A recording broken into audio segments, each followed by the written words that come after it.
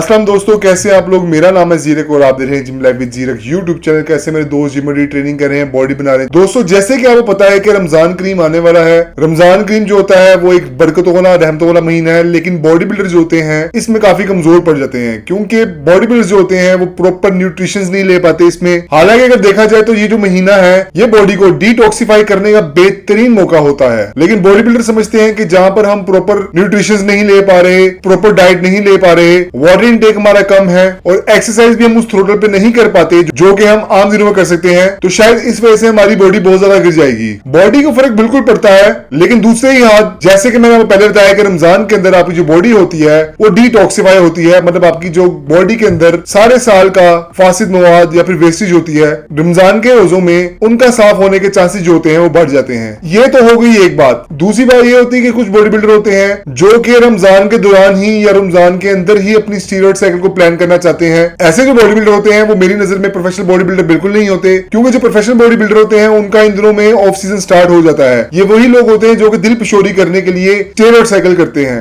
इसलिए मुझे हर दूसरा तीसरा स्टीरॉयड यूजर जो होता है, बॉडी बिल्डर होता है जिम का, वो यही पूछता है कि भाईजान रमजान के दौरान क्या हम स्टीरॉयड साइकिल कर सकते हैं। तो मेरे हाल से रमजान के दौरान स्टीरॉयड साइकिल करने का कोई तुक नहीं बनता, क्योंकि आपका वाटर इनटेक आगे अच्छा नहीं होता। अब मैंने बाज कोचेज और बाज ऐसे इन्फ्लुएंसर देखे हैं जो कि आगे बताते हैं, जिनसे सवाल किया जाता है कि स्टीरॉयड साइकिल के लिए कौन सा सीजन ठीक है, गर्मियों का सर्दियों का। तो ऐसे लोग कहते हैं कि जी भी कोई सीजन की बात नहीं होती, सर्दियों में भी स्टीरॉयड साइकिल कर सकते हैं, रमजान में भी कर सकते हैं, गर्मियों में भी कर सकते हैं। ये सारी एक जैसी बातें हैं। ये एक जैसी बातें बिल्कुल नहीं होती। सर्दियां जो मेरे ख्याल से है वो स्टीरॉयड साइकिल करने के लिए बेस्ट मौसम होता है। बाज लोग कहेंगे कि जी उसका भी ताल्लुक होता है गर्मियों का, रमजान का। गर्मियों में तो जो आपकी बॉडी होती है, आपके जो ऑर्गन्स होते हैं वो ऑलरेडी लैग कर रहे होते हैं, स्टार्विंग कंडीशन में होते हैं। आप समझते हैं कि आपकी बॉडी में से पसीने के तौर पे पानी निकल रहा है सिर्फ, लेकिन वो ऐसा बिल्कुल नहीं होता। वो आपकी बॉडी से न्यूट्रिशन निकल रहे होते हैं। तो जाहिर बात है जहां पर आपके organs, kidney, liver already lag कर रहे होते हैं, उनको ऑलरेडी केयर की जरूरत होती है। आप उसी केयर करने की बजाय उल्टा गर्मियों में या फिर रमजान में उस पर अगर स्टेरॉयड का भी लोड डाल दें, स्टेरॉयड जो आपको पता है वो सबसे ज्यादा लिवर और किडनी पे ही इफेक्ट करती हैं, तो इसलिए हर सीजन स्टीरॉयड साइकिल के लिए अच्छा बिल्कुल नहीं होता। लेकिन अगर फिर भी आपकी बहुत जान फंसी हुई है कि रमजान के दौरान आपने बॉडी बनानी है, आपने साइकिल करनी है, तो उसके लिए हमें स्टीरॉयड साइकिल करनी है, बल्कि स्टीरॉयड साइकिल करनी है। तो वो कौन सी स्टीरॉयड साइकिल हो सकती है जो कि हम बल्किंग के लिए कर सकते हैं रमजान करीम के दौरान, कि हम एक जगह रोजे भी पूरे रखें और उसके साथ साथ हम स्टीरॉयड साइकिल भी प्रॉपर लेके चल सकें। तो आज की वीडियो में बताऊंगा कि अगर आपकी बहुत ज्यादा जान फंस गई स्टीरॉयड साइकिल पे, तो आप कौन सी स्टीरॉयड साइकिल करेंगे बल्किंग के लिए रमजान के दौरान। दोस्तों बल्किंग की स्टीरॉयड साइकिल रमजान के दौरान बताने से पहले मैं आपको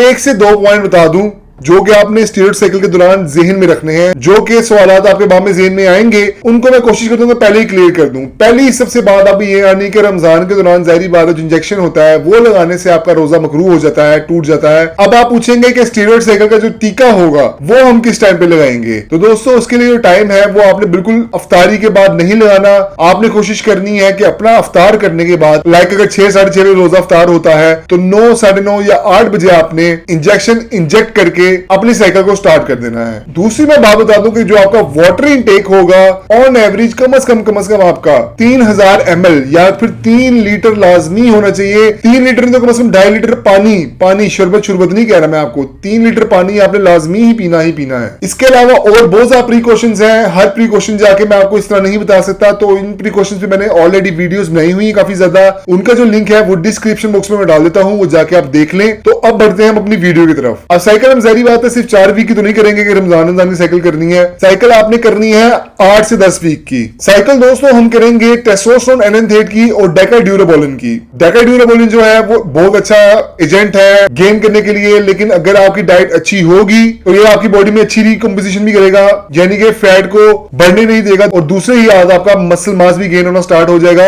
यानी कि डाइट आप साफ रखेंगे, पकौड़े वगैरह कम खाएंगे, अच्छी कैलोरिक मेंटेनेंस डाइट को लेके चलेंगे, यानी कि ना ज्यादा सरप्लस लेंगे ना ज्यादा डेफिसिट लेंगे, तो ये आपकी बॉडी में अच्छी रिकम्पोजिशन कर देगा। तो खैर इसकी साइकिल डिस्कस करने से पहले हम डिस्कस कर लेते हैं इन दोनों की साइकिल करने से होने वाले फायदों के बारे में कि भाई हमें इन दोनों की साइकिल करने से मिलेगा क्या। इन दोनों की साइकिल करने से दोस्तों जहां पर आपकी बॉडी बहुत ज्यादा लैग कर रही होगी न्यूट्रिशन को लेके, क्योंकि पता नहीं आप खाना पीना कैसा लेते हैं रमजान में, देते हैं कि नहीं लेते सही किस्म का, आपकी बॉडी को अच्छा मास गेन मिलेगा, बहुत अच्छा मास गेन मिलेगा। हो सकता है कि इस साइकिल के दौरान आपकी बॉडी के अंदर 5 से 6 kg वेट गेन भी हो जाए, जो कि मास गेन होगा। 5-6 kg मास गेन बहुत ज्यादा होता आता है। इसके साथ साथ न्यूट्रिशन नहीं जा रहे होंगे, इसलिए बॉडी में एनर्जी भी नहीं होगी, लेकिन इसके बावजूद आप जिम में अच्छा परफॉर्म करेंगे। जी हाँ, डेका टेस्टर की साइकिल करने से आपकी एथलेटिक परफॉर्मेंस बहुत ज्यादा इंक्रीज हो जाएगी, आपकी बॉडी में कॉन्फिडेंस लेवल बहुत ज्यादा इंक्रीज हो जाएगा, स्ट्रेंथ आपकी बहुत ज्यादा अच्छी हो जाएगी ट्रेनिंग के लिए। अब दोस्तों डिस्कस करते हैं कि डेका टेस्टर की साइकिल करने से हमें क्या क्या नुकसान देखने को मिल सकते हैं। नुकसान की वही फहरिस्त है, बाल गिरना स्टार्ट हो जाएंगे, एक्ने होना स्टार्ट हो जाएगा,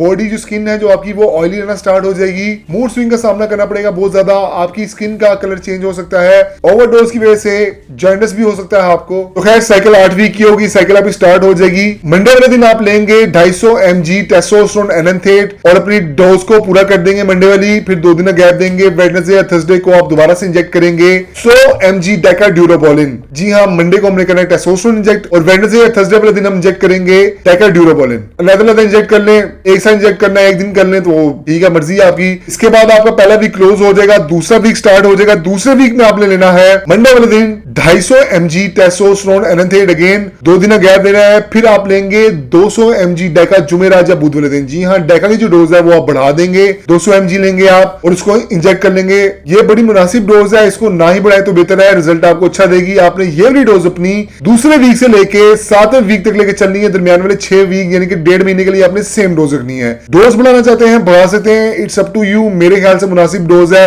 ऑथेंटिक स्टीरॉइड हो, ऑथेंटिक अच्छी डाइट हो तो ये स्टीरॉइड ही आपको रिजल्ट देने के लिए बहुत है। आपके जो दरमियान के 6 वीक होंगे ये आपके पीक वीक्स होंगे, आपके रमजान ईद वगैरह सब कुछ इसके बीच में आ जाएगा। इसके बाद आपका 8वां वीक स्टार्ट होगा, दरमियान वाले 6 वीक खत्म हो जाएंगे यानी कि 7वां वीक खत्म हो जाएगा, 8वां वीक स्टार्ट हो जाएगा। 8वें वीक में आपने दोबारा से अपनी डोज को डिक्लाइन कर देना है, डिक्रीज कर देना है। मंडे वाले दिन आप लेंगे दोबारा से पहले वीक वाली डोज 250 mg टेस्टोस्टेरोन एनाथेट और 2 दिनों गैप देने के बाद दोबारा से आप लेंगे डेका ड्यूरोबोलिन जुमेरात या बुध वाले दिन 100 mg, उसको खाली इंजेक्ट करेंगे और अपनी साइकिल को खत्म कर देंगे। इसके बाद आप देंगे 12 से 15 दिन का गैप यानी कि 2 वीक का गैप आप कह लें। उसके बाद अपनी स्टार्ट करेंगे PCT post cycle therapy. PCT करना बहुत ज्यादा जरूरी है। अगर आप पीसीटी के बारे में नहीं जानते कि पीसीटी को कैसे फॉलो अप करते हैं, कैसे करते हैं, कौन कौन सी मेडिसिन लेते हैं, तो पीसीटी की मेडिकेशन है, जो पीसीटी की कंप्लीट वीडियो है उसका भी जो लिंक है वो डिस्क्रिप्शन बॉक्स में मैं डाल देता हूं, वो जाके देख लें। साथ ही साथ मैंने आपको पहले ही बता दिया वीडियो में कि प्रिकॉशंस की जो वीडियो है वो भी डिस्क्रिप्शन बॉक्स में मैं डाल रहा हूं, वो भी जाके देख लें, उसको लाजमी फॉलो कर लें। स्टेरॉइड वैसे भी नुकसानदेह होते हैं, रमजान में तो बहुत ज्यादा ही नुकसान करेंगे अगर आप प्रिकॉशन को फॉलो नहीं करेंगे और बेहतियाती से स्टीरॉइड साइकिल करेंगे। तो दोस्तों मेरी आज की वीडियो कैसे लगी, hope you like the video. अगर आप मेरे कंटेंट को पसंद करते हैं तो मेरी वीडियो को लाइक करें, मेरे चैनल को सब्सक्राइब करें। इस वीडियो को लेके या किसी भी वीडियो को लेके कोई कंफ्यूजन है तो कमेंट सेक्शन में मुझे आके बताएं। मुझे इंस्टाग्राम पे फॉलो करें। तो मिलते हैं नेक्स्ट वीडियो में अच्छे टॉपिक के साथ। अल्लाह हाफिज।